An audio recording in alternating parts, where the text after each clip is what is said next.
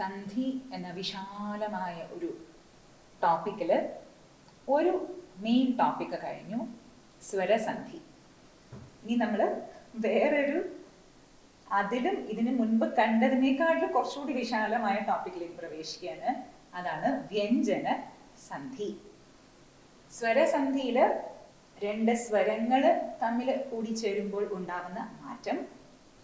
ഇപ്പോൾ വ്യഞ്ജന സന്ധി എന്ന് പറയുമ്പോൾ രണ്ട് വ്യഞ്ജനങ്ങൾ കൂടിച്ചേരുമ്പോൾ എന്തൊക്കെയാണ് മാറ്റങ്ങൾ സംഭവിക്കുന്നത്? ഈ സന്ധി തീരുകയില്ലേ? സന്ധി എന്ന വിഷയം തീരുകയില്ലേ? ഇത്തിരി വിശാലമായ ടോപ്പിക്കാണ്. തീരില്ലേ എന്ന് വെച്ച് കഴിഞ്ഞാൽ തീരും, തീർച്ചയായിട്ടും. ഈ നമ്മൾ യാത്രക്കൊക്കെ പോകുമ്പോൾ ഒരുപാട് ദൂരം ഉണ്ടെന്ന് വിചാരിച്ചോളൂ, 13 കിലോമീറ്റർ 14 കിലോമീറ്റർ. അപ്പൊ ഈ യാത്രയിൽ നമ്മളെ ഗൈഡുമാർ കൊണ്ടുപോകുമല്ലോ, അവര് പറയല്ലോ ദാ ഇപ്പൊ എത്തി. അപ്പൊ നമ്മൾ ആ ഉഷാറായിട്ട് ഇപ്പൊ എത്തിയല്ലോ, ആശ്വാസമായി, കുറച്ച് ദൂരമില്ലേടോ എന്ന് പറഞ്ഞിട്ട് നമ്മൾ ഉഷാറായിട്ട് നടക്കും.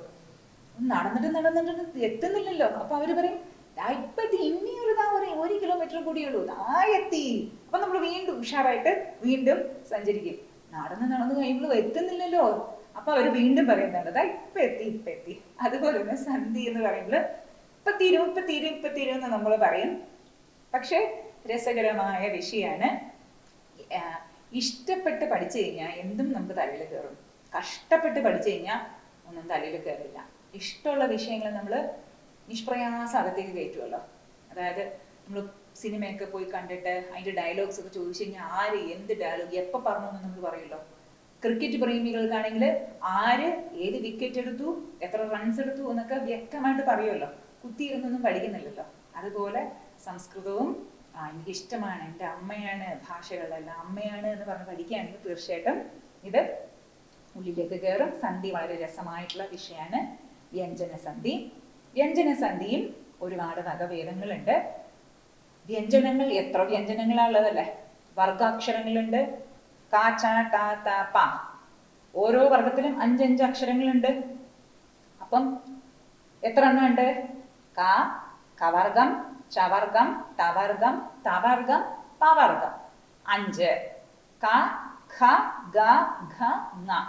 ഓരോ വർഗത്തിലും 5 വ്യഞ്ജനങ്ങളുണ്ട്. അപ്പൊ 5 എത്രയാണ്? 25 വർഗ അക്ഷരങ്ങളുണ്ട്. പിന്നീടോ ഷ, ഷ, സ, ഹ. അതിന് നമ്മൾ ഊഷ്മാക്കൾ എന്നാണല്ലോ പറയുന്നത്. സംസ്കൃതത്തില് ഊഷ്മാണഹ, അതൊരു 4 എണ്ണം ഉണ്ട്. പിന്നീടോ സെമി വവ്വൽ എന്ന് പറയുന്ന അന്തസ്ഥങ്ങൾ, യ, ര, ല, വ. അപ്പൊ 25 + 8 + 8 ഇതിന്റെ എല്ലാം കൂടി ചേർന്നിട്ടുള്ള ഒരു പെർമ്യൂട്ടേഷൻ ആൻഡ് കോമ്പിനേഷൻ എത്ര വരും അല്ലേ? എല്ലാം കൂടി ചേർത്തിട്ട് 15 കുറവേ ഉള്ളൂ ടൈപ്സ് വ്യഞ്ജന സന്ധികളുടെ. നമുക്കത് എന്താണെന്ന് നോക്കാം. പിന്നെ ഇപ്പൊ നമ്മൾ ഇന്ന് ഒന്നാമത്തെ ടൈപ്പ് വ്യഞ്ജന സന്ധിയിൽ കാണാൻ പോകുന്നത്, അതിന്റെ പേര് ചർത്വ സന്ധി. ചർത്വ സന്ധി. അതിന്റെ നിയമം എന്താണ്?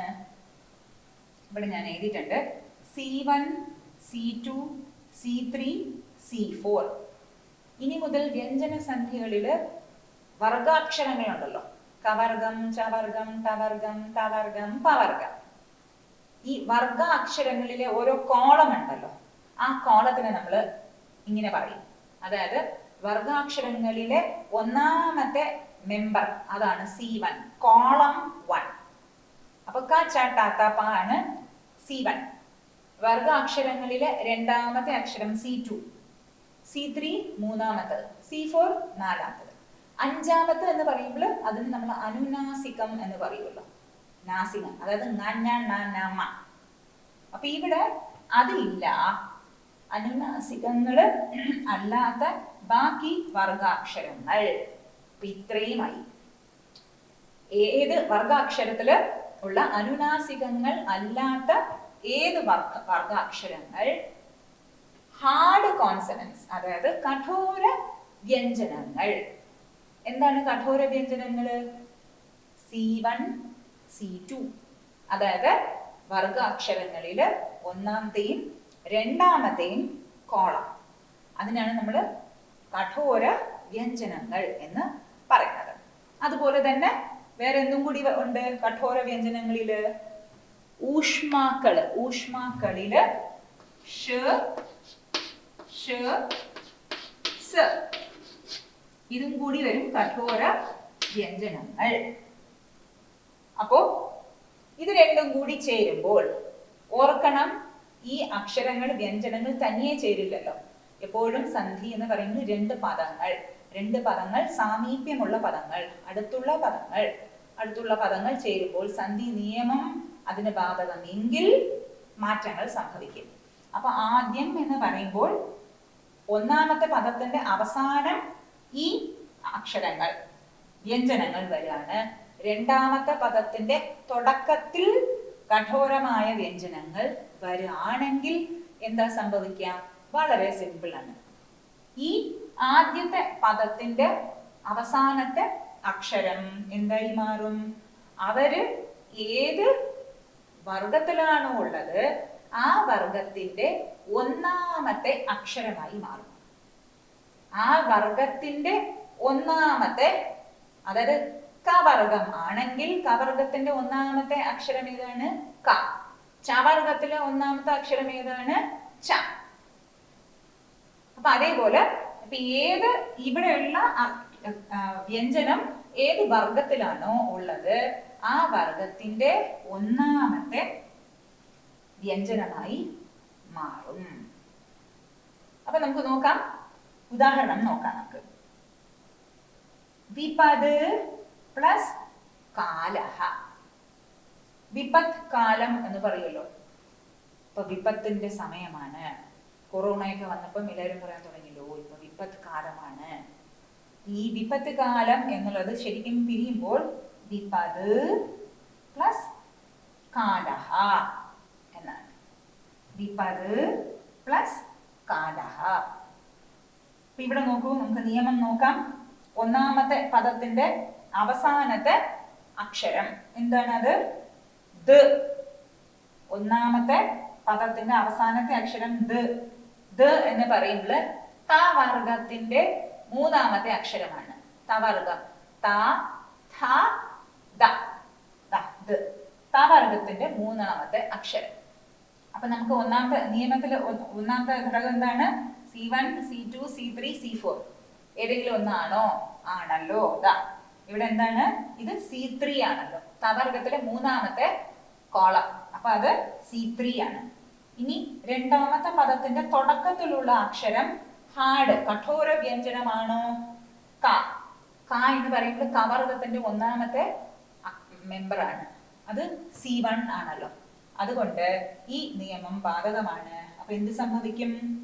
ഈ തുടക്കത്തിലുള്ള ആദ്യത്തെ പദത്തിന്റെ അവസാനത്തെ അക്ഷരം C3 ആയിരുന്നത് എന്തായി മാറും? C1 ആയി മാറും. C1. അപ്പൊ എന്തായി? ഇത് ദ എന്ന് പറയുന്നത് തവർഗത്തിന്റെ ഒരു മെമ്പറാണ്. അപ്പൊ തവർഗത്തിന്റെ ഒന്നാമത്തെ മെമ്പർ ഏതാണ്? ത ആണല്ലോ. തവർഗത്തിന്റെ മൂന്നാമത്തെ അക്ഷരമാണ്. അത് മാറി ഒന്നാമത്തെ അക്ഷരമായി മാറും. ഏതാണ് തവർഗത്തിന്റെ ഒന്നാമത്തെ അക്ഷരം? ത. അപ്പൊ എന്തായി? വിപത് കാലഹ എന്ന്. രണ്ട് വേറെ ഉദാഹരണങ്ങൾ കൂടി നമുക്ക് നോക്കാം. വിരാട് പുരുഷഃ. പുരുഷ സൂക്തത്തിലും ശ്രീമദ് ഭാഗവതത്തിലും ഒക്കെ ഈ വിശ്വം തന്നെ ഭഗവാന്റെ സ്വരൂപമാണ്. അപ്പം വിശേഷമായി പ്രകാശിക്കുന്നു, വിരാജിക്കുന്നതാണ് വിരാട് പുരുഷൻ. വിരാട് എന്ന് പറയും.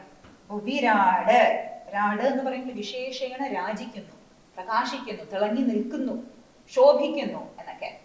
ഈ വിരാട് പ്ലസ് പുരുഷഃ എന്ത് വരും എന്ന് നമുക്ക് നോക്കാം. ഈ നിയമം ചർത്തവ സന്ധിയുടെ നിയമം ഇവിടെ ബാധകമാണോ എന്ന് നമുക്ക് നോക്കാം. വിരാട് ഡ ആണ്. ഒന്നാമത്തെ പദത്തിന്റെ അവസാനത്തെ അക്ഷരം ഡ ആണ്. ഡ തവർഗത്തിലെ അംഗമാണ്. തവർഗം ത ഥ ഡ. മൂന്നാമത്തെ തവർഗത്തിലെ മൂന്നാമത്തെ അംഗമാണ്. അപ്പൊ C3 ആയിട്ട് വരും. ഇത് കഴിഞ്ഞിട്ട് ഈ രണ്ടാമത്തെ പദത്തിന്റെ തുടക്കത്തിലുള്ള അക്ഷരം പ ആണ്. പ എന്ന് പറയുമ്പോൾ കഠോര വ്യഞ്ജനമാണ്. പവർഗത്തിലെ ഒന്നാമത്തെ അക്ഷരം. അപ്പൊ കഠോര വ്യഞ്ജനമാണ്. അപ്പൊ എന്താ സംഭവിക്കുക? ഈ അക്ഷരം എന്തായി മാറും? ഒന്നാമത്തെ പദത്തിന്റെ അവസാനത്തെ അക്ഷരം അതേ വർഗത്തിലെ ഒന്നാമത്തെ അംഗമായി മാറും. ഡ എന്തായി മാറും? ഡ ടവർഗത്തിലെ അംഗമാണ്. അപ്പൊ ഡ ഏത് വർഗത്തിന്റെ അംഗമാണോ അതിന്റെ ഒന്നാമത്തെ അംഗമായി അത് മാറും. ട് ആയി മാറി. വിരാട് പുരുഷ. വേറൊരു ഉദാഹരണം നോക്കാം. ശുദ് പിപാസ.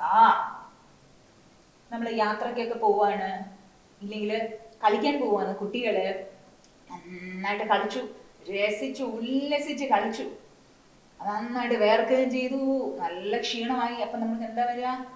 വിശപ്പും ഉണ്ട് ദാഹവും ഉണ്ട്, രണ്ടും ഉണ്ടല്ലോ. വിശപ്പും ദാഹവും കൊണ്ട് വലഞ്ഞിരിക്കുകയാണ് നമ്മൾ പറയുന്നത്. അതിനാണ് ക്ഷുത് പിപാസ എന്ന് പറയുന്നത്. പിപാസ എന്ന് വെച്ച് കഴിഞ്ഞാൽ കുടിക്കാനുള്ള ആഗ്രഹം, വെള്ളം, ഫ്ലൂയിഡ് ആയിട്ട് എന്തെങ്കിലും കുടിക്കാനുള്ള ആഗ്രഹം. ക്ഷുത് എന്ന് വെച്ച് കഴിഞ്ഞാൽ വിശപ്പ്. അപ്പൊ അതിനാണ് ക്ഷുത് പ്ലസ് പിപാസ. നമുക്ക് നോക്കാം. ഒന്നാമത്തെ പദം ക്ഷുത്. ധ എന്ന് പറയുമ്പോൾ തവർഗത്തിലെ നാലാമത്തെ അംഗമാണ്. ത ഥ ദ ധ. ധ നാലാമത്തെ അംഗമാണ് ധ. അപ്പൊ നമ്മുടെ നിയമത്തിലെ ഒന്നാമത്തെ നിയമം പാതകം. പിന്നീടോ രണ്ടാമത്തെ പദത്തിലെ തുടക്കത്തിലുള്ള അക്ഷരം പ്. പ് എന്ന് പറയുമ്പോൾ കഠോര വ്യഞ്ജനമാണ്, പവർഗത്തിലെ ഒന്നാമത്തെ അക്ഷരം. അതുകൊണ്ട് എന്ത് സംഭവിക്കും? ധ വന്നിട്ട് അത് ഏത് വർഗത്തിന്റെ അംഗമാണോ ആ വർഗത്തിലെ ഒന്നാമത്തെ അംഗമായി മാറും. ധ തവർഗത്തിന്റെ അംഗമാണ്. അതുകൊണ്ട് എന്ത് സംഭവിക്കുന്നു? ധ വന്നിട്ട് ത ആയി മാറുന്നു. അപ്പൊ ക്ഷുത് പിപാസ എന്നുള്ളത് ക്ഷുത് പിപാസ എന്ന് ആകുന്നു. സിമ്പിൾ ആയിട്ടുള്ള നിയമമാണ്. ഒന്ന് നിയമം മനസ്സിലാക്കി വെച്ചാൽ മതി. പിന്നീട് ഗ്രന്ഥങ്ങളൊക്കെ വായിക്കുമ്പോൾ തനിയെ മനസ്സ് അത് ലിങ്ക് ചെയ്ത് എടുത്തോളും. നമുക്ക് കുറച്ച് കൂടുതൽ ഉദാഹരണങ്ങൾ നമുക്ക് അടുത്ത ക്ലാസ്സിൽ